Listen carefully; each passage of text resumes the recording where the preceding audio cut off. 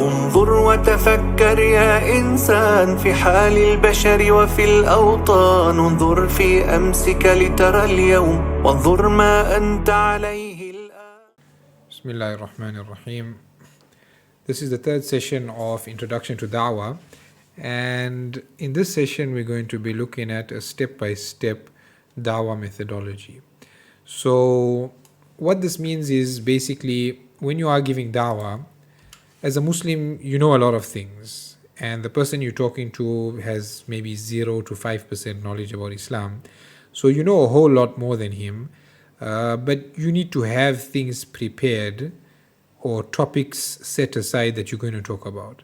Otherwise, if you don't, you could come up to someone who wants to know about Islam, and despite the fact that you know thousands and thousands of different things about Islam, you won't know where to start, you won't know what to say, you won't know which is most appropriate, because you didn't sit down for a little while and prepare certain things that you're going to say at certain times.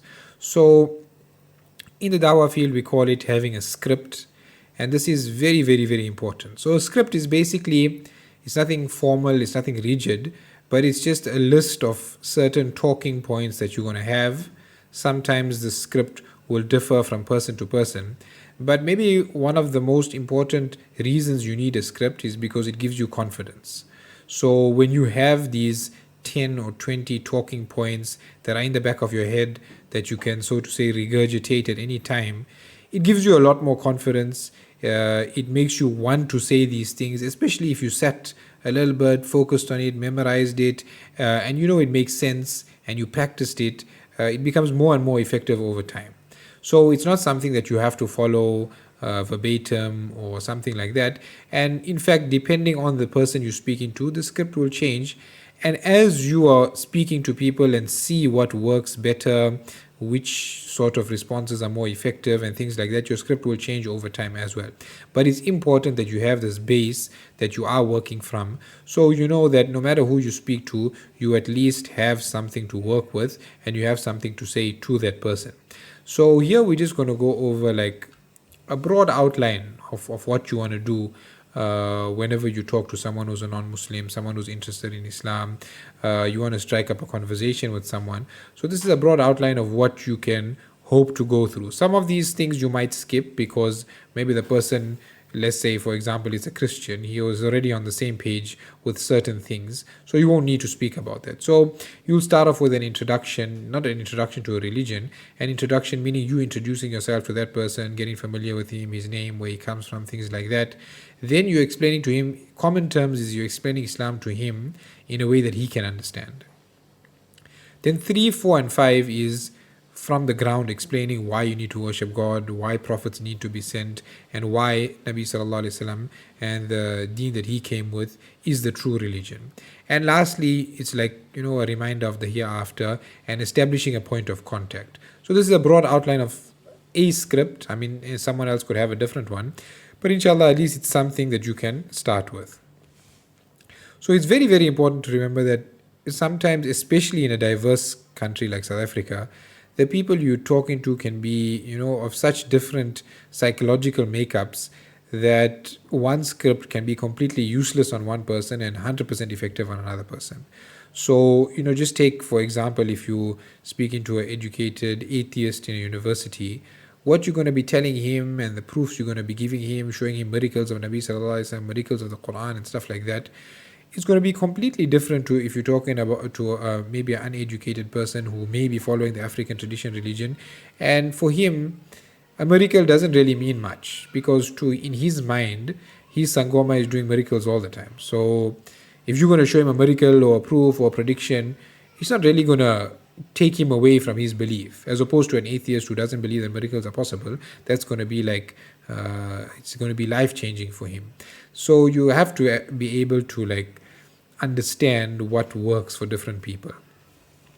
So as we're going along, we'll see, which ones will be more effective for certain backgrounds. Generally in South Africa, if you're giving dawah, it's either you come in across a person who believes in African tradition religion, or someone who's a Christian, or like an agnostic sort of thing. Hinduism is there also, but that too will depend and differ. So generally, you're looking at African tradition, Christianity, or agnosticism. So the first step is an extremely important step that we generally skip over because we're coming into it with a mindset like, we want to save this person from Jahannam and we just want him to say the Shahada, and obviously that's true. There's nothing that's false about that, but that can negatively impact the way you're going to talk to the person. So you're just getting to know the person. Don't come there like you are a lifesaver and he's drowning and you want to save him from all of that and whatever.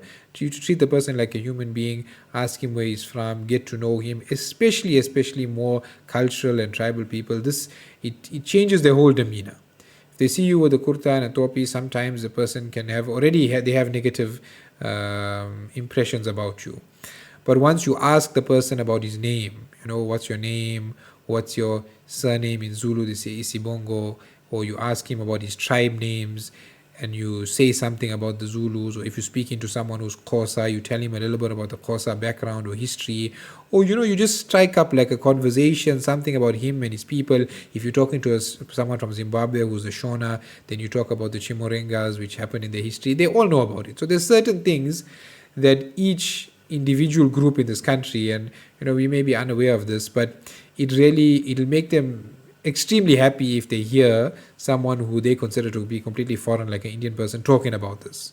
So if you ask a Zulu person what's his Takazela, means tribe name, you'll just see he'll start laughing. Or if you ask a Shona person about Chimurenga, you'll see the same reaction.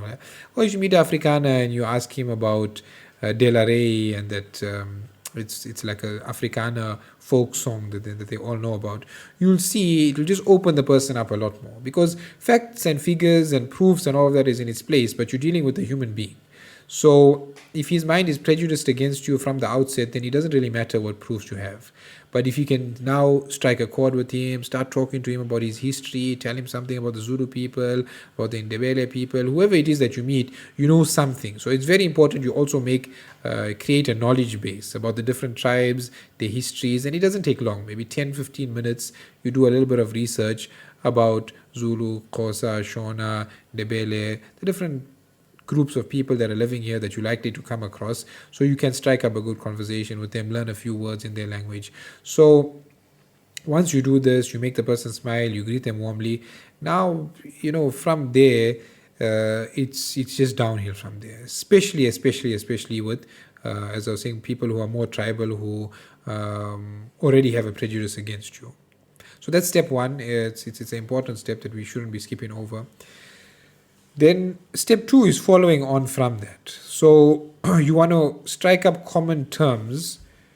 The Quran says, "Ila kalimatin sawa'in baynana wa baynakum." Now this is maybe slightly different, but you have to see things from their perspective. So a Zulu person, if he's looking at you, he thinks, Islam is some, and when we go to the universities, we ask, a lot of them don't even know what Islam is. They think that Allah, na'udhu billah, is a person, and they have absolutely no idea what Islam is. Once you can explain to them from their perspective that no, you say that God, you call the word that they use for God is Uvelingangi, and when we say Allah, we're referring to the same being, and you're explaining it to them from their perspective. Now they with you, they understand what you're talking about. If you're going to come to them and say you need to worship Allah and the Prophet Muhammad is a real prophet, and you coming like from a completely different perspective, they don't have a common ground, they don't have a starting point that's common between you and them, then it's like already lost. They might agree with you if it's someone that is, like you the employer, he's the employee, or someone who's poor wants something from you. Maybe he'll nod and whatever, and he'll go along with it because he wants something from you. But if you want them to really understand what Islam is, you have to start from where they are and then bring them slowly to where you are. So if it's a Christian, that's generally very simple, because you can talk about how we believe in all of the prophets from Adam to Jesus, etc. Most of those prophets are mentioned in the Quran. It's any Muslim, it's so simple to come to common terms with the Christian in that sense. You can come to common terms with the fact that even the Bible says in monotheism, Tawheed is important, etc. And so to come to common terms with the Christian is not very difficult. But generally, certain things that we overlook that's significant for them is when we say that the Quran affirms that Isa alayhi salam is the Messiah and that he's going to come back. So sometimes that gives them a bit of a shock because they don't know that we accept that Jesus is the Messiah. But anyway, so that's there when it comes to Christians. Now when it comes to following the African tradition, people who are following the African tradition, then the first thing you need to generally explain to them is they know the word Allah. For some reason, a lot of them know Allah, Allah, but they don't know what it means or that it's God that we're talking about. So you explain to them that, and they understand this very well, that the different tribes have different words for God. The Zulu say Mvelingangi, the Sutu say Modimo, the Xhosa say Tiko, Jesus Christ, he said Eli, and we say Allah. So that's who we're talking about. We only worship Allah. One God. And if you want to say Mvelingangi, you can say Mvelingangi also, So they get this understanding, okay, so you're also worshipping the same God. Because this is something to take into cognizance as well, that we generally have a view of the world that, okay, you get monotheism and polytheism. This is just on a separate topic, because sometimes you meet people who have this kind of understanding, and those are the only two, either you believe in one God or you commit shirk. But other tribal people have a different understanding also. They have this understanding of each grouping has their own God.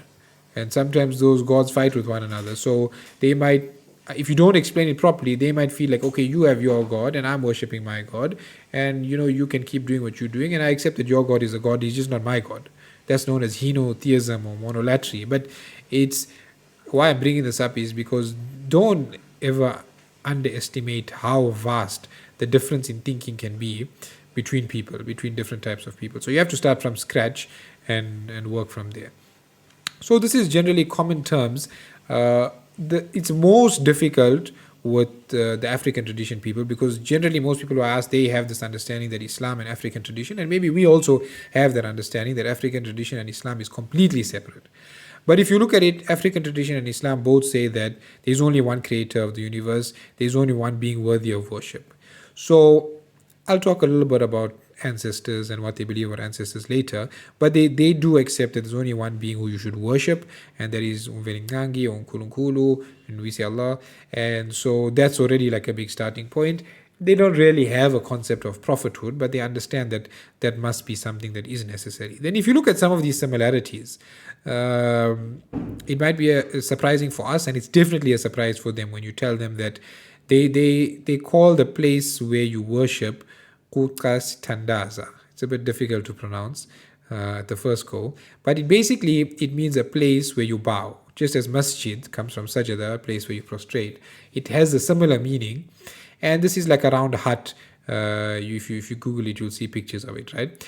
But interestingly enough, when you enter this hut, at the front they have something called umsamo. Now umsamo is like, it has a lot of other meanings to it, but one of the meanings of it is that it's like a direction which you have to face when you enter and you're doing your prayers. You can't face your back to it and things like that. So very similar to what we'll call the qibla. It's not the same thing, not at all. Don't confuse it for the same thing, but it's similar. Then when a baby is born, they have to slaughter an animal. They call it mbeleko. We call it aqiqah. Again, mbeleko consists of a lot of other things as well.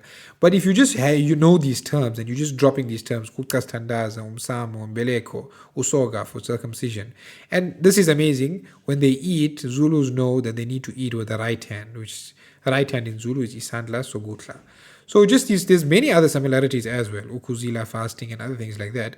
But if you just show them this similarity, that at least these 5 similarities, it's a big shock for them, because they have they didn't know anything like this existed, that we have concepts that are similar to that. And now you begin to, so now from this common terms, now you're showing that we are in essence trying to worship the same God. Obviously we would argue that they aren't doing that. And then we have all of these similarities because of the prophets that came to us. And you now start to explain to them that God now sent his final prophet, Muhammad sallallahu alaihi wasallam. And why I have this here, although it may seem out of place, is a large number of people from Zulu, Xhosa, they want to know, well, why is Islam an Indian religion or Arab religion? Why is it not an African religion, So without accepting that this objection is even correct in the first place, but just to pacify the person at times, you speak about Bilal radiallahu anh, about Barira radiallahu anha, about Halima Sa'diya radiallahu anha, all of these things, it makes a difference, just to get to common terms, like you're understanding where we're coming from. So inshallah, that will be it for this. This was the step-by-step dawah part 1, where we discussed number 1, coming to common terms. And you do this by building knowledge base about the different ethnicities and people that you're going to meet with. So whether it's going to be Afrikaner, or it's going to be a Zulu, or it's going to be a Sotho, or it's going to be Ndebele, you know a little bit about them, so you can strike up a good conversation. You can become like good, like you can strike it off with them nicely in like 2 minutes, and then that opens the door up now. And now you explain to them what Islam is in a way that they can start to understand. So if it's a Christian, you're going to talk about how we believe in God. God created Adam and Eve. God created all of the prophets. We only worship one God, etc. We believe in all of the prophets. We believe Jesus is the Messiah, etc., etc., etc. It's easy. Then for the African tradition, you can go back and watch this video again. Use this. Ask them, when you start off with the introduction part, ask them what's the Isibongo, the surname. Ask them what's the Takazela, the tribe names. They'll start, you'll see, or you'll get a response where the person starts laughing, or they're like wondering how you know this. And then you explain to them that the similarities between Islam and the Zulu tradition, you're only worshipping one God, there's different names, these 5 similarities. And then from there, inshallah, in the next session, we're going to go to step 3 and 4 and so on, inshallah. مرهما كن ما تشاء كن كالضياء كن بالطموح مفعما كن فاعلا